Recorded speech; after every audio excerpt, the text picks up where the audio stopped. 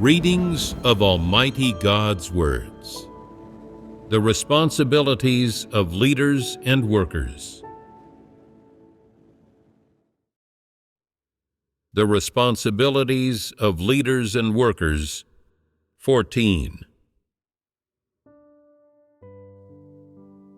6. Engaging in improper relationships. The sixth issue that disrupts and disturbs God's work and the normal order of the church is engaging in improper relationships. As long as people come into contact and can gather together, there will be communal life, and various relationships will emerge from this. So, which of these relationships are proper and which are improper? Let's first talk about what constitutes proper relationships, and then fellowship about the improper ones. When brothers and sisters meet and greet each other, they may say such things as, "How have you been recently? Are you in good health? Is your child starting high school next year? How is your spouse's business doing?" Does such mutual greeting count as a proper relationship? Yes. Why do you say that? Because when two people who haven't seen each other for a long time happen to come together, saying a few words of greeting is the most basic etiquette, as well as the most fundamental show of concern and greeting. These are all words, actions, and relevant topics that people bring up within the bounds of normal humanity. Judging from their conversation up till now, it's apparent that their relationship is quite proper. Their dialogue is based both on etiquette and normal humanity, and from these 2 points, it can be determined that the relationship between the two people conversing is proper, representing a normal interpersonal relationship. If two people are very familiar with each other, yet when they meet, they both scowl and do not speak to each other, and when they look at each other, their eyes burn with hostility, is this relationship normal? No, it's not. Why is it not normal? How exactly should it be defined? When two people meet, but neither greets the other, or even says hi, much less engages in normal conversation and dialogue, it's obvious that their manifestations do not reflect what is expected of normal humanity. Their relationship is not a normal interpersonal relationship. It's somewhat twisted, yet it still doesn't constitute an improper relationship. There's still some distance from that. In general, if the relationship between people is established on the basis of normal humanity, where individuals can interact and associate normally and according to principles, and help, support, and provide for each other, this is all indicative of proper relationships among people. It means handling matters in a business-like manner, not engaging in transactions, devoid of entangled interests, even more so devoid of hatred, and the actions are not driven by fleshly desires. All these fall within the scope of proper relationships. Is this range not quite broad? Normal interpersonal relationships involve dialogue and communication within the realm of normal humanity, interacting and associating with others, and working together based on the conscience and reason of normal humanity. At a higher level, it involves interacting and associating according to the truth principles. This is a general definition of proper interpersonal relationships between people. Greeting each other upon meeting is the most normal form of interaction.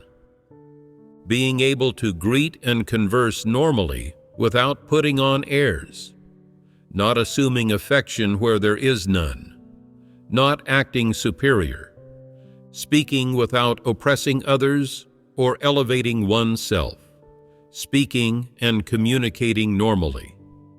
This is how those who possess normal humanity should speak and communicate, and it's the basic way of interacting within normal interpersonal relationships. God's chosen people should, at the very least, possess conscience and reason, and interact, associate, and work together with others, according to the principles and standards that God requires of people.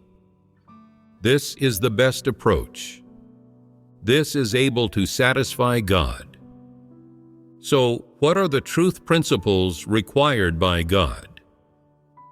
That people be understanding of others when they are weak and negative, being considerate of their pain and difficulties, and then inquire about these things, offer help and support, and read them God's words to help them solve their problems, enabling them to understand God's intentions and stop being weak, and bringing them before God.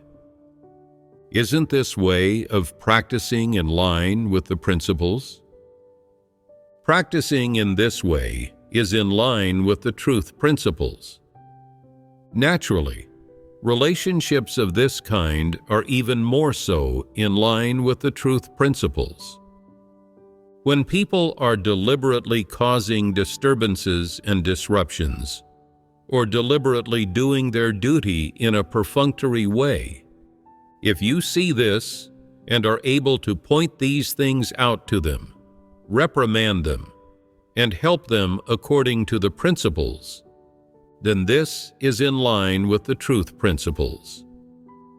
If you turn a blind eye, or condone their behavior and cover for them, and even go so far as to say nice things to praise and applaud them, these ways of interacting with people, dealing with issues, and handling problems are clearly at odds with the truth principles and have no basis in the words of God.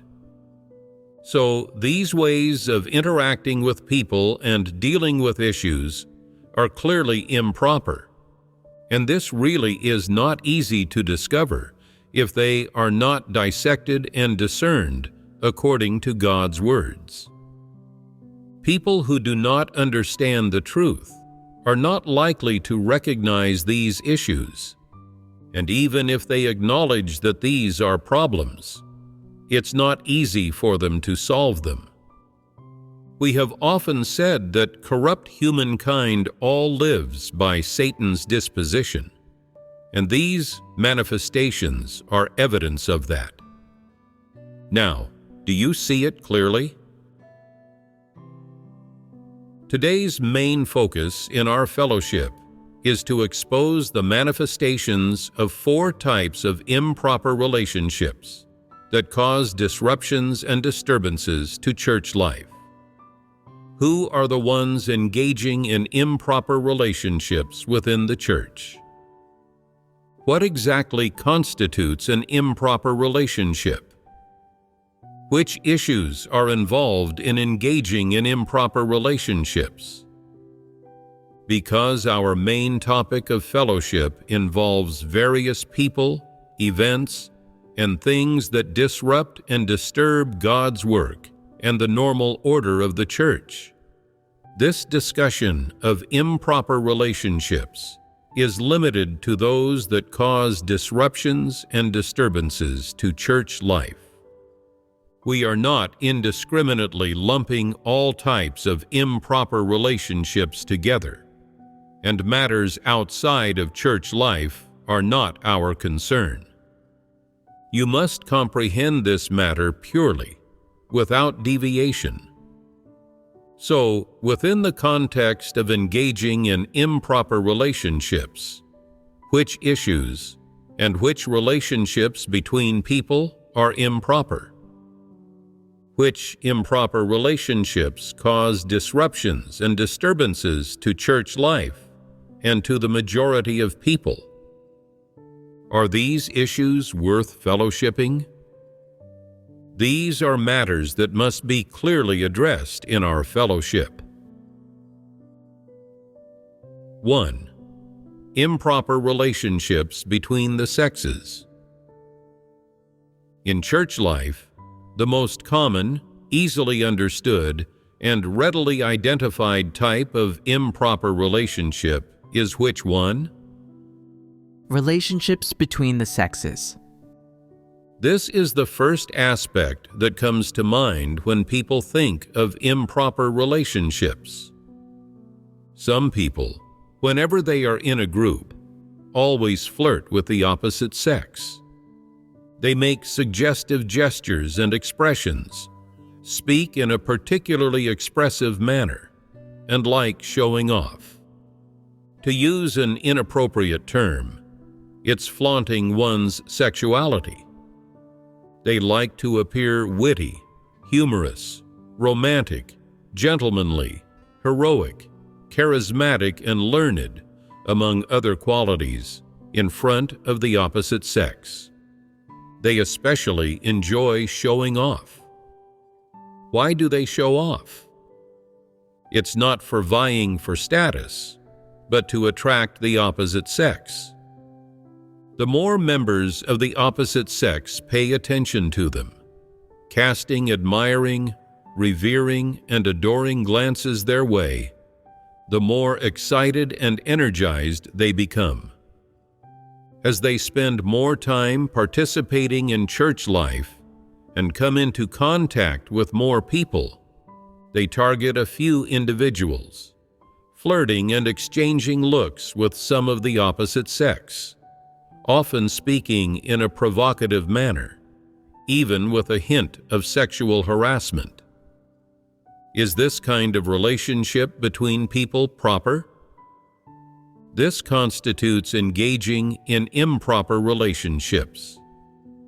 Such individuals even use gathering times to show off, speaking so as to appear particularly witty and charming in front of the person they like or are interested in, making suggestive gestures and glances, wearing a triumphant and excited expression, even prancing around, all with what aim? It is to seduce the opposite sex into an improper relationship. Despite the disgust felt by many brothers and sisters toward this, and despite numerous warnings from those around them, they still don't stop and persist in their reckless seduction. If such improper relationships involve only two people flirting with each other outside of church life and do not impact church life or the work of the church, then the matter can be set aside for the moment. However, if those who engage in improper relationships habitually engage in such behaviors within church life and cause disturbances to others, they should be warned and restricted.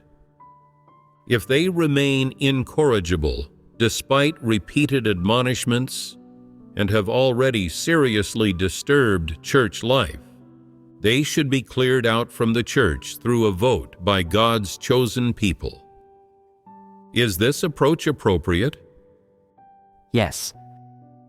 If it's just young people dating normally, they should also be discreet during gatherings, so as not to affect others. The church is a place for worshiping God, reading God's words, and living church life. Personal affections should not be brought into church life to disturb others. If it causes disturbances to others, affects the mood of others during gatherings, impacts others' reading of God's words and their understanding and knowledge of God's words, making more people distracted and disturbed, then such a relationship is defined as an improper relationship. Even legitimate dating, if it causes disturbance to others, will be defined as an improper relationship, let alone seducing the opposite sex outside of dating. Therefore, if someone engages in improper relationships within church life, they should not be tacitly allowed or indulged, but should be met with warnings, restrictions, and even clearing out according to principles. This is work that leaders and workers should carry out.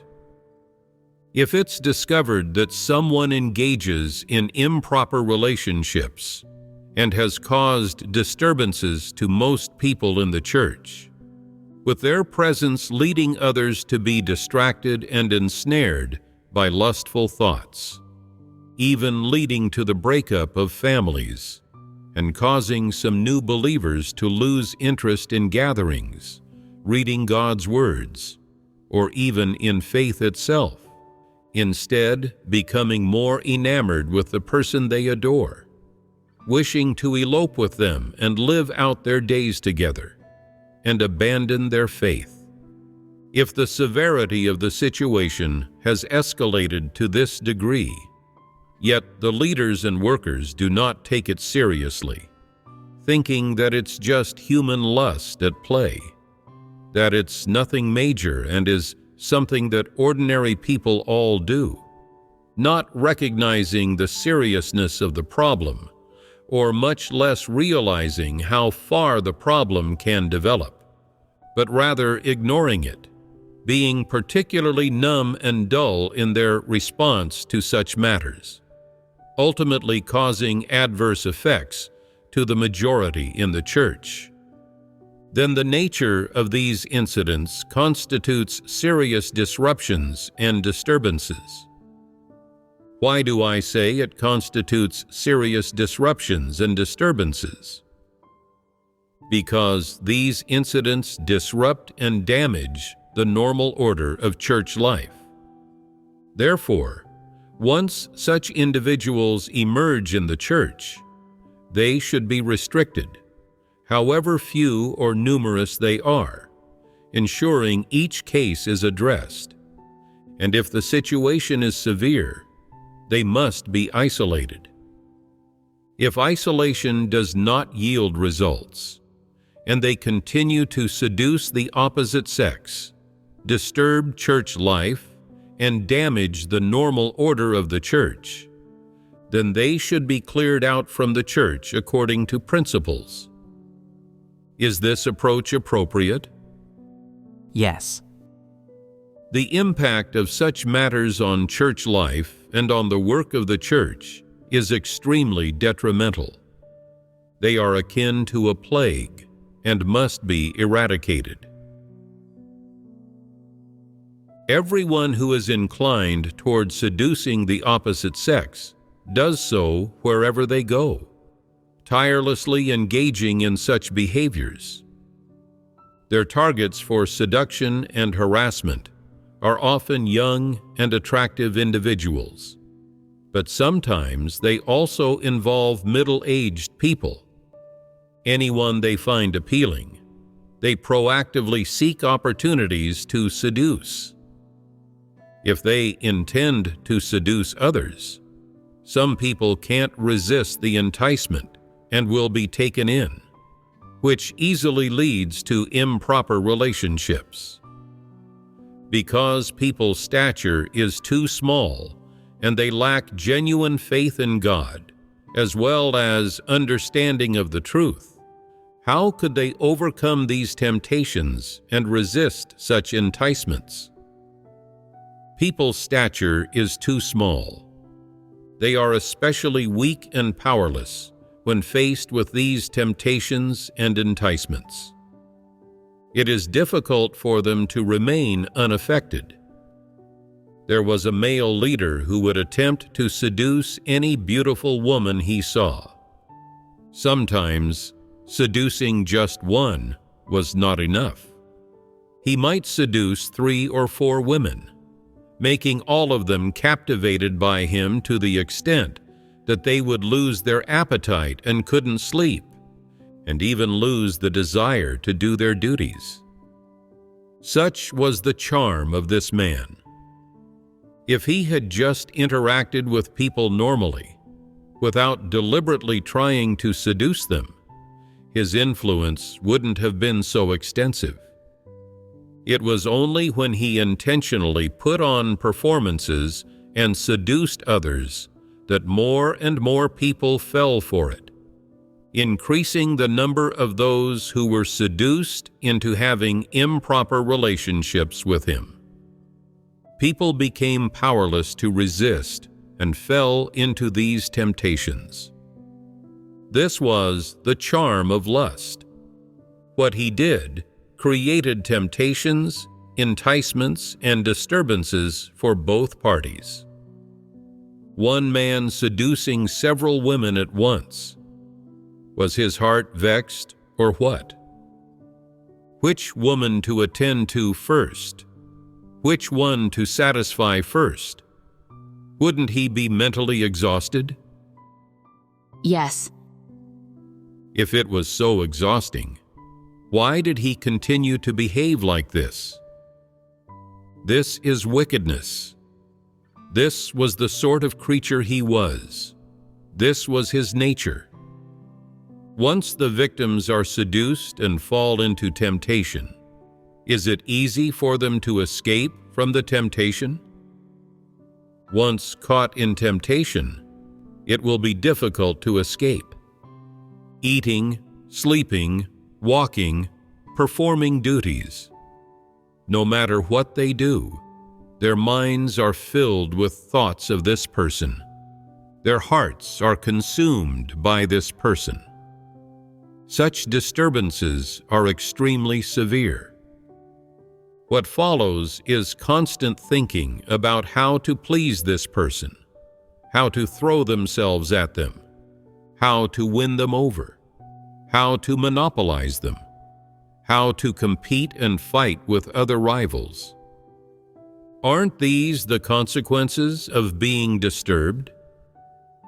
Is it easy to escape from such a state? It's not easy. The consequences become severe.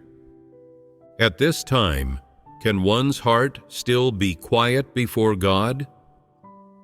When they read God's words, can they still absorb them? Can they still have light? During gatherings, will they still be in the mood to contemplate and fellowship the words of God and to listen to others share God's words? They will not. Their hearts will be filled with lust, with the object of their adoration, devoid of any serious matters. Even God will be gone from their hearts. What follows is pondering over how to experience love, how to be romantic, and so on. And the desire to believe in God is completely lost. Are these consequences good? Is this what people wish to see? Are the consequences of being seduced and falling into temptation something that people can prevent? Can people control these consequences? Can it be up to them to decide? Can they reach the level of being able to stop when they wish to in their hearts? No one can achieve this. This is the consequence of the disturbances caused by such improper relationships on people. When God is absent from one's heart, and one no longer wishes to read God's words, what are the consequences? Is there still hope for salvation? The hope for salvation becomes nil. Everything is lost. Those meager doctrines previously understood, the determination and resolve to expend oneself for God, and the desire to gain God's salvation are all cast away. These are the consequences.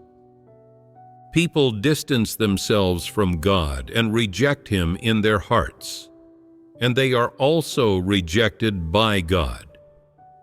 This consequence is not something anyone who believes in and follows God wishes to see, nor is it a fact that any follower of God can accept. However, once people fall into such temptations and are caught in the vortex of improper relationships, they find it difficult to extricate themselves and are even more so unable to control themselves. Therefore, such improper relationships should be restricted. In severe cases, for those who consistently disturb and harass the opposite sex, they should be promptly and swiftly cleansed away from the church, so they do not disturb church life, and even more so, to prevent more people from being ensnared in temptation. Is this approach reasonable? Yes. In the 12th item of the responsibilities of leaders and workers must exert their utmost effort in each task to ensure that God's chosen people can lead a normal church life, safeguarding the brothers and sisters from any interferences or disturbances in church life. This means protecting all the brothers and sisters who can lead a normal church life. What exactly should be protected? The brothers and sisters should be protected so that they may come before God in quietude during gatherings and peacefully pray, read, and share God's words. At the same time, the brothers and sisters should be able to pray to God in unity of heart and mind, seek God's intentions, seek enlightenment and illumination from God, gain God's presence, and receive God's blessings and guidance. This is the greatest and most important interest of all the brothers and sisters, and it is essential to everyone. It concerns whether they can be saved and whether they can have a good destination. Therefore, it is necessary to rigorously restrict, isolate, or clear out those who engage in improper relationships within the church. In particular, those who engage in relationships between the sexes must be strictly supervised. What does supervision mean? If it's just a minor case, they should be exposed and pruned, and promptly stopped and restricted, and prevented from affecting others. If it's a severe case, it is necessary to act decisively and without hesitation. They should be cleared out of the church as soon as possible to prevent them from disturbing more people. If they wish to cause disturbances, let them do so outside in the world, disturbing whoever they wish. Suffice it to say that all brothers and sisters in church life pursuing the truth should not be disturbed by them. This is the primary principle and goal for the work of leaders and workers in respect of this 12th responsibility. 2. Homosexual relationships. Regarding the issue of improper relationships, what we mainly fellowshipped on just now was engaging in improper relationships between the sexes, where it involves seducing, enticing, showing off, and teasing the opposite sex, actively approaching and trying to get close to them, and often intentionally or unintentionally seeking to sit near them at gatherings. But in addition, not just seducing one person, but moving on to another if the first attempt fails, so that many members of the opposite sex in the church are harassed, then this issue has become serious. This covers improper relationships between the sexes. Besides relationships with the opposite sex, there are also some improper relationships among people of the same sex. If two people of the same sex are on particularly friendly terms, have known each other for a long time, and are quite close, then it is proper for them to often interact. However, once it escalates to engaging in lustful relationships of the flesh, such relationships should also be classified as improper. If between two people of the same sex, bodily contact is frequent, even to the extent that they commonly use language of a provocative nature with each other, and the two of them may often be seen with their arms around each other or displaying more evident behaviors and manifestations, then, over time, it becomes apparent to everyone. It is not that these two are helping each other or compatible in personality. They are not interacting within the realm of normal humanity. This is homosexuality. Now, most people understand that homosexuality is an improper relationship, even more serious in nature and improper than that between different sexes. If such relationships exist within the church, they could spread like a plague, leading some into this kind of temptation and enticement. Some people say they have engaged in homosexuality in the past, but didn't do so willingly. Putting aside whether they are truly homosexuals or what their sexual orientation is, if they can fall into such temptation under enticement, leaving aside for now whether they did so willingly or passively, then, first and foremost, they were disturbed by it. Judging from their claim that they didn't do it willingly, they were victims. Therefore, if homosexuals seduce and entice others of the same sex, those who are enticed, although not necessarily homosexuals themselves, can become homosexuals after being enticed by one. Isn't this a dangerous situation? Why say that such people are homosexuals? Heterosexual individuals seducing many people falls under the category of promiscuity, which constitutes an improper relationship. So when two people of the same sex who have a close relationship and get along well hold hands and embrace each other, which is all normal, how can that escalate to them being defined as homosexuals? It is the sexual relationship between them. Once this level of relationship occurs, it becomes homosexual. When they place their arms over each other's shoulders, cling to each other's necks, or hold each other by the waist, this is not normal bodily contact between individuals of the same sex. Rather, it is bodily contact driven by lust, differing in nature and thus falling into the category of improper relationships. For most people in the church, is seeing such homosexuals edifying or not? Do most people feel disturbed after seeing this?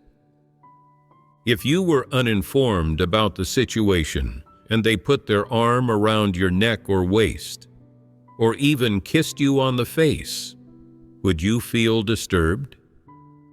Yes. After feeling disturbed, would your heart feel at ease or uneasy?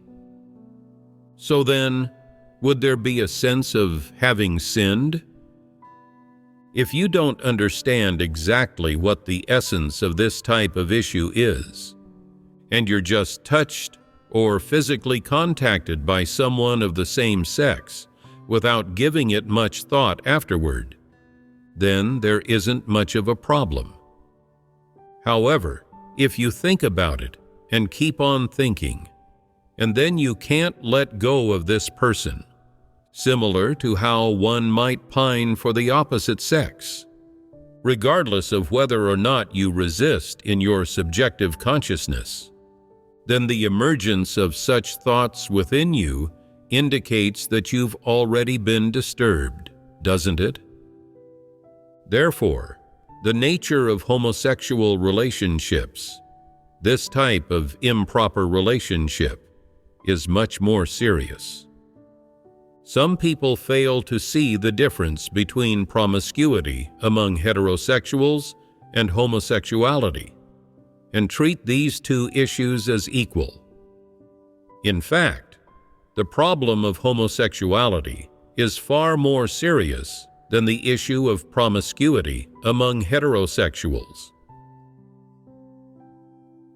If individuals who engage in homosexual relationships appear within the church and are not restricted, they pose a threat to and cause disturbances for everyone.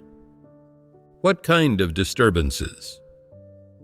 From the outside, most people cannot detect any problems with their humanity when interacting with them, but prolonged interaction muddies their thoughts and darkens their hearts. They lose enthusiasm for believing in God, and without encountering any particular problems, they become unwilling to believe in God, lose interest in reading God's words, feel increasingly distant from God in their hearts, and entertain evil thoughts of giving up their faith. Therefore, such improper homosexual relationships within the church should not only be stopped and restricted, those who engage in them should also be promptly cleansed away from the church. This is absolute. Once such individuals are discovered, regardless of the duties they do or their status, they must be promptly cleansed away from the church, with no tolerance. This is the church's regulation. Why is this regulation in place? It is based on solid grounds. God created humans as male and female. After creating Adam, his partner was Eve, not another Adam. Taking such an action against those who engage in homosexual relationships is based on God's words, and it is absolutely accurate. Some might say, why not give these people a chance to repent? They are young. Shouldn't they be allowed to commit some ridiculous acts? No. Other ridiculous acts might be treated differently depending on the circumstances and nature. But this particular ridiculous act is absolutely not just any ridiculous act. It absolutely cannot be tolerated, and anyone committing such an act within the church must be promptly cleansed away. If an entire church were composed of homosexuals, then all would be cleansed away. Such a church is not wanted, not even one. This is the principle. Some say, some people are involved in a homosexual relationship with just one person, but they haven't seduced others or started disturbing anyone else. Should such individuals be handled and cleared out? If they truly are homosexual, letting them stay in the church is akin to placing a ticking time bomb among God's chosen people. It's bound to go off sooner or later. even if they hadn't disturbed, seduced, or harassed any same-sex individuals. That doesn't mean they wouldn't in the future. It might be that they haven't yet found someone they fancy, someone they like, or the timing isn't right, and everyone still lacks mutual familiarity and understanding. But once the timing is right and suitable for such people, they will make their move. Therefore, such individuals must absolutely never be tolerated or allowed to remain within the church, as they are unnatural and non-human. The church does not want such people. Handling those engaged in such improper relationships in this manner is not wrong or excessive. However, some say, some homosexuals appear to be quite good. They haven't done anything bad, abide by laws and regulations, show respect to the elderly and love to the young, always do good deeds. Some even have gifts and skills, and some are particularly charitable and helpful in the church. We should let them stay in the church. Is this thought correct? Regardless of whether your thoughts are right or wrong, you must be able to see through the nature of homosexuals. The Church's principle of practice for individuals engaged in homosexual relationships is to clear them out. This is an administrative decree which none may violate. Everyone must practice according to this principle. The manifestations of these two types of improper relationships about which we just fellowshipped are the easiest for people to discern, see through, and classify. Regarding those engaged in such improper relationships, for one thing, leaders and workers must fulfill their responsibilities by using such measures as stopping, restricting, isolating, and clearing out to handle them. For another, brothers and sisters should also discern and stay away from those engaged in these two types of improper relationships, so as to avoid being enticed and falling into temptation, which could affect their faith in God and their pursuit of the truth to attain salvation. Once ensnared in temptation, it's difficult to extricate oneself. Most people should be able to discern these two types of people. Do not act like how people behave in society, pretending not to see who flirts with whom, lacking a correct viewpoint or stance toward those engaging in promiscuity, able to interact normally with such individuals as long as one's own interests are not involved, speaking as one typically would, as if nothing is amiss.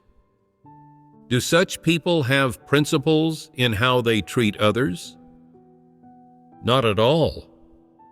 All non-believers live by philosophies for worldly dealings, striving not to offend anyone to protect themselves. But God's house is absolutely different from non-believing society. In God's house, the truth holds power. God requires people to treat others based on the truth principles.